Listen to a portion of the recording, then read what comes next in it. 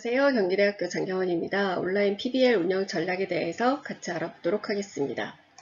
자, 온라인 PBL은 무엇일까요? 온라인 PBL의 주요 특성과 그리고 어떻게 운영하는지 운영 전략 그리고 구체적인 운영 사례를 한번 제시해 보도록 하겠습니다.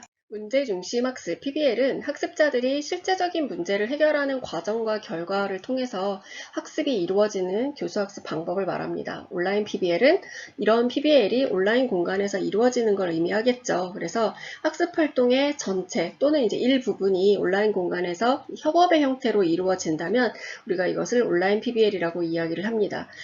ePBL, 그 일렉트로닉의 E를 붙여서 ePBL이라고도 이야기를 하고요. 웹 기반 공간에서 이루어진다라고 해서 웹 기반 PBL 또는 PBL 온라인 또는 DPBL 이렇게 좀 다양한 명칭으로 불리우고 있습니다. 어떤 것을 보시더라도 학생들이 온라인 공간에서 협업 형태로 일부 또는 전체로 PBL을 진행하는구나 이렇게 해석하시면 좋을 것 같습니다. 온라인 PBL은 원격 교육이라고 하는 측면에서 즉 학습자와 교수자가 같은 공간에 있지 않더라도 PBL을 할 수 있다는 데 굉장히 매력이 있고요. 또 하나 면대면 공간에서 이루어지는 PBL의 경우에도 학습자들에게 어떤 학습 환경을 보다 풍부하게 제공해 줄 수 있다는 데 의미가 있을 것 같습니다. 그래서 온라인 PBL을 할 때는 일반적인 PBL과 동일하게 학생들에게 제공할 과제를 준비해 줘야 될 거고요. 그리고 필요하다면 참고 자료들 그리고 아무래도 같은 공간에 있지 않다라는 걸 고려해서 학습자들이 활용할 수 있는 여러 가지 활동이나 활동지를 준비해 주시는 게 필요합니다. 그리고 교수자의 역할은 학습자들이 하는 모든 논의 과정에 꼭 반드시 참여할 필요는 없습니다. 그렇지만 지속적으로 학생들의 논의 과정을 확인해야 된다라고 하는 생각을 가지고 내가 LMS를 통해서 활용할지 아니면 실시간 화상회의를 통해서 참여해서 좀 이렇게 확인할지 그런 부분들을 체크해 주시고 계획해 주시면 좋을 것 같습니다. 자, 온라인 PBL에서 이루어지는 이제 여러 가지 상호작용들, 요새는 정말 다양한 방법들이 있죠. 근데 한번 이렇게 구분을 해본다면 동시적으로 하느냐, 비동시적으로 하느냐, 그리고 문자, 텍스트를 이용하느냐, 화상을 이용하느냐에 따라서 좀 구분을 해볼 수가 있을 것 같습니다. 그래서 동시적으로 화상을 통해서 한다면 우리 구글 미시나 아니면은 줌이나 왓츠앱이나 카카오톡 영상통화나 이런 것들을 활용할 수 있을 것 같아요. 그래서 이런 화상회의 시스템이 있고요. 동시적으로 하지만 문자, 텍스트를 이용한다면 여러 가지 메신저 프로그램들 그리고 공동 저작 프로그램을 활용할 수 있을 것 같고요. 비동시적으로 문자를 활용한다면 이제 가장 좀 우리가 전형적으로 많이 했던 LMS, 그래서 주로 LMS에는 여러 가지 회의록이나 자료실 같은 것들을 이용해 볼 수가 있을 것 같고요. 그리고 화상이지만 비동시적으로 한다면 동영상 자료를 올리거나 본인들이 논의한 거를 참여하지 못한 친구들을 위해서 올려준다거나 이런 것들을 우리가 좀 활용해 볼 수 있을 것 같습니다. 그래서 굉장히 다양한 방법으로 동시적, 비동시적, 그리고 화상과 문자, 이 여러 가지 이제 그 머티리얼을 이용해서 우리가 협업을 할 수 있을 것 같습니다. 자, 온라인 PBL은 PBL과 동일하다고 말씀드렸잖아요. 그래서 PBL 과정도 동일하고 튜터의 역할도 동일합니다. 다만 그것이 온라인 공간에서 이루어지기 때문에 우리가 어떤 테크놀로지를 활용해서 할 것인가를 좀 미리 계획을 세우는 게 중요해요. 예를 들면 초기 활동은 먼저 LMS를 통해서 공지하고 줌으로 만나서 이야기를 해본다든지 그리고 실제로 학습이 이루어지는 문제를 해결하는 과정은 줌에서 만나서 기본적으로 실시간 화상회의로 하지만 그 결과를 LMS에 공지해서 공유한다든지 이런 부분에 대한 계획을 하는 것이 굉장히 중요하다라고 생각하시면 될 것 같아요. 자, 이거는 이제 제가 수업했던 거를 좀 토대로 해서 정리를 해봤는데요. 단계를 한번 보시면 먼저 초기 활동을 하겠죠. 그래서 기본적으로 애들이 인사도 하고 팀명도 만들고 팀 규칙도 정하고 하는 그런 아이스 브레이킹에 해당하는 것들을 하게 됩니다. 그래서 그리고 PBL에 대한 연습도 하게 되죠. 그래서 초기 활동과 OT 그리고 문제 제시, 실제로 학생들이 문제를 받아서 분석해서 학습 과제를 도출하고 자료 수집해서 공유하고 이런 이제 전체적인 과정으로 한번 단계를 나눠볼 수 있고요. 그때 학생들이 하는 활동들이 과연 어떤 공간에서 이루어지는 것이 가장 효과적인가를 가지고 우리가 공간을 설계하면 되지 않을까 싶습니다. 일반적으로 우리가 면대면 공간을 주로 할 때는 면대면에서 만나서 회의하고 그 결과를 LMS에서 이제 공유하는 방식이었다면 온라인 PBL은 이제 학생들이 모여서 논의하거나 이런 것도 이제 비대면으로 한다라는 것이 이제 가장 기본적인 특성이 되겠죠. 그래서 비대면 공간에서 만나서 논의하고 그 결과를 LMS에 공유하고, 그래서 그거를 잘 생각을 해본다면 초기 활동은 뭐 LMS에서 자료를 공지해주고, 팀별로 모임하는 거는 뭐 줌을 통해서 모이고, 그리고 뭐 문제를 제시하는 건 LMS에 공지하고, 그리고 문제를 분석하는 건 줌을 통해서 하고 LMS에서 모이고 LMS에서 공유하고, 이런 식으로 이제 논의가 되겠죠. 여기서는 제가 그냥 줌이라고 이야기했지만 학교마다 이제 사용하는 여러 가지 그 프로그램이 다르죠. 그래서 뭐 예를 들면은 저희 학교도 이제 이번 학기부터는 구글 밑을 사용할 거거든요. 그래서 줌이나 구글 밑이나 활용하시는 방법으로 대체해서 이해하시면 좋을 것 같습니다. 자, 그렇다면 온라인 PBL을 하기 위해서 이제 교수자가 운영 측면에서 좀 기억해야 되고 고려해야 될 것들이 어떤 것이 있는가 좀 살펴보려고 하는데요.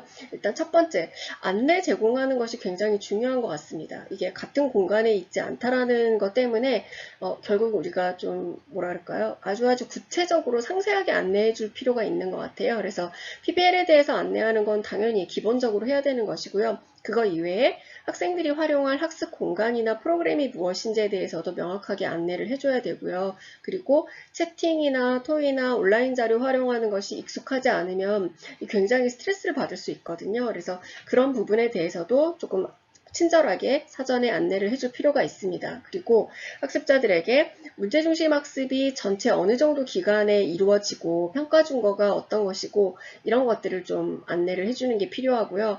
교수자에게 어떤 방식으로 연락을 주고받고 피드백을 요청할 수 있는지 그런 부분들도 소개해 주시고 안내해 주시면 좋을 것 같습니다. 그리고 무엇보다 학습자들이 굉장히 책임감을 가지고 있다는 것, 자기 학습에 대해서 선택권을 가지고 있지만 다른 사람들과 같이 협업하는 것에 대한 책임을 갖고 있다라고 하는 것을 안내해 주시는 것도 굉장히 중요한 부분인 것 같습니다.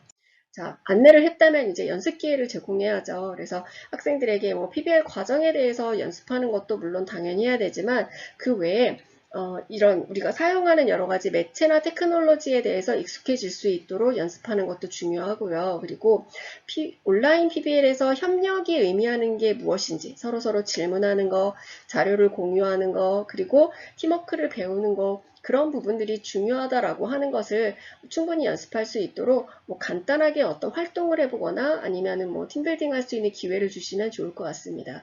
자, 그리고 우리가 필요한 경우에는 자료를 제공해야죠. 자료는 이제 문제를 해결하는 것과 관련된 자료를 제공하는 것도 있고요. 개인이나 팀 수준의 어떤 자신감을 형성해 줄 수 있는 그런 활동이나 시나리오를 제공해 주는 것도 좋습니다. 그리고 학습자들에게 다양하게 공지사항에도 내용을 안내하지만 우리가 화상으로 만날 때도 구두로도 설명해주고 그래서 그런 여러 가지 안내들을 자료를 제공해 주시고요. 그리고 뭐 따돌림, 잠수 타는 거, 침묵, 자기 기분에 따라서 굉장히 그걸 뭐 과하게 표현하는 거, 이런 것들이 서로 이제 같이 협업하는 데 있어서 어떤 영향을 미치는지에 대해서도 뭐 토의 기회를 제공한다든지 거기에 대한 뭐 애들이 볼 수 있는 참고 자료를 주는 것도 굉장히 의미 있는 활동이 될 것 같습니다. 자, 그리고 팀 활동을 조력하는 거, 이게 아마 가장 기본이 되겠죠. 그래서 온라인 PBL이 원활하게 잘 운영될 수 있도록 학생들이 문제를 스스로 잘 해결할 수 있도록 도와주는데, 이제 우리가 멀리 떨어져 있고 뭔가 도움을 줘야 된다라는 생각 때문에 학생들이 충분히 논의하기 전에 자꾸 개입해서 내용을 이야기할 수 있어요. 근데 그렇게 하지 말라는 거예요. 그래서 학생들이 과제에 대해 논의하기 전에 그걸 방해하지 말라고 이제 이야기를 하고 있고요. 그리고 스스로 자신들의 팀 규칙을 개발할 수 있도록 도와주고, 그리고 어떻게 해야 되지? 전혀 뭐 두려워하거나 그럴 필요 없이 면대면 PBL에서 했던 그런 튜터링 경험을 100분 활용하셔서 그대로 하시면 돼요. 뭐 질문하는 거, 성찰의 기회를 주는 거, 그런 것들을 그대로 하시면 될 것 같고요. 우리가 어떤 의견을 주면 학생들에게 굉장히 영향을 줄 수 있다라고 하는 것을 꼭 기억하셔서 너무 좀 과하게 의견을 주거나 그러지 않으시면 좋을 것 같습니다. 그리고 온라인 공간에서 이루어지는 이제 학생들의 논의는 사실 우리가 화상으로 보는 것도 있지만 게시판에 올려져 있는 것들도 있거든요. 그런 것들을 잘 읽어주는 것이 바로 우리가 보여줄 수 있는 어떤 경청의 모습이다라는 것도 기억해 주시면 좋을 것 같습니다. 그리고 학생들이 본인들이 의견을 잘 제시할 수 있도록, 그리고 본인들이 뭔가 자기들이 수집해온 것을 그냥 병렬하는 것이 아니라 거기에 대해서 내용 요약해보고 비평할 수 있도록 그걸 해볼 수 있는 기회를 주시면 좋은 어떤 조력 활동이 되지 않을까 생각이 됩니다. 온라인 공간에서 교사의 역할을 한번 세 차원으로 구분을 해봤어요. 정의적으로는 좀 믿음을 가져주는 것, 지지해주는 것, 이런 것들이 있다면 사회적 차원에서는 학생들에게 지속적으로 관심을 가져주고 좀 이렇게 존재감을 알려주고 친해지는 것들이 중요하고, 인지적 차원에서는 PBL 과정에 대해서 충분히 안내해주고 학생들에게 문제를 해결하는데 피드백을 제공하는 이런 것들을 우리가 들 수 있을 것 같습니다. 그래서 이 세 가지 역할이 모두가 충분히 이루어졌을 때 온라인 PBL이 원활하게 이루어질 수 있다라는 걸 기억해 주시면 좋을 것 같습니다. 간단하게 온라인 PBL 운영 사례를 좀 살펴보려고 하는데요. 학교마다 사용하는 LMS가 있으실 거예요. 거기에 뭐 공지사항, Q&A, 뭐 자기소개, 그리고 이제 팀별 방 이런 것들을 필요한 만큼 이제 공간을 만들어서 운영하시면 될 것 같습니다. 그리고 학생들에게 제공하는 이제 문제는 뭐, 저 같은 경우는 문제를 줬는데요. 문제와 함께 결과물에 대한 양식을 같이 줬어요. 그래서, 경우에 따라서는 학생들이 뭔가 같이 만나지 못한다라고 하는 걸 고려해서 결과물의 양식을 제공하거나 이런 것들을 좀 이렇게 고려해 주셔도 좋을 것 같습니다.